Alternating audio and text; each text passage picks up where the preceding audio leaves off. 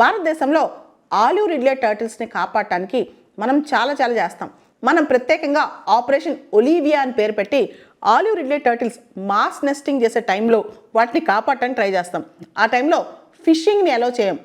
ఆ చుట్టుపక్కల రీసెంట్గా మనం చూస్తే 3 నెలల క్రితం తమిళనాడు కోస్ట్ దగ్గర, ప్రత్యేకంగా చెన్నై బీచెస్ దగ్గర వేల సంఖ్యలో ఆలివ్ రిడ్లే టర్టిల్స్ చనిపోయి కనిపించాయంట.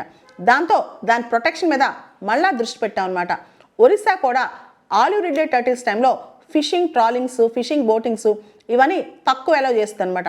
అంతేకాదు ప్రత్యేకంగా ఆలివ్ రిడ్లే టర్టిల్స్ పెట్టిన ఎగ్స్ని కాపాడటానికి చాలామంది ఎగ్స్ తీసుకెళ్ళిపోవటం లేదా ఇతర జంతువులు వచ్చి అక్కడ తొక్కేయటం, అవి తినేయటం ఇవన్నీ చేస్తాయి. కాబట్టి ఆ ఎగ్స్ని ప్రత్యేకంగా ఒక బకెట్లో పెట్టి కాపాడి వాటి హ్యాచ్ అయ్యే టైం వచ్చినప్పుడు మళ్ళీ రిలీజ్ చేసిన ప్రోగ్రామ్ కూడా చేశారనమాట. ఇలా ఆలివ్ రిడ్లే టర్టిల్స్ కాపాడటానికి మనం చాలా ప్రయత్నాలు చేస్తాం. అసలు యాక్చువల్గా ఆలివ్ రిడ్లే టర్టిల్స్ అనేవి south America, central America, Pacific ocean నుంచి చాలా సందర్భాల్లో ఇండియన్ ఓషన్కి, బే ఆఫ్ బెంగాల్కి ట్రావెల్ చేస్తూ వస్తాయన్నమాట. సో అక్కడి నుంచి ఇక్కడ దాకా ఇన్ని సముద్రాలు దాటుకుని ఎక్కడ పుట్టాయో గుర్తుపెట్టుకుని అక్కడ దాకా వస్తాయన్నమాట. ఈ olive Ridley turtles mass nesting విధానాన్ని అరిబాధ అని కూడా పిలుస్తుంటారనమాట. అంటే అన్ని గుంపులుగా లక్షల కొలది వచ్చి అక్కడ నెస్టింగ్ చేస్తూ గుడ్లను హ్యాచ్ చేస్తూ ఉంటాయన్నమాట. ఇదంతా పెద్ద ప్రోగ్రామ్ అని చెప్పొచ్చు. ఆలివ్ రిడ్లే టర్టిల్స్ కాపాడటం అందరి బాధ్యత, ఎందుకంటే అవి IUCN వల్నరబుల్ లిస్ట్లో ఉన్నాయి కాబట్టి.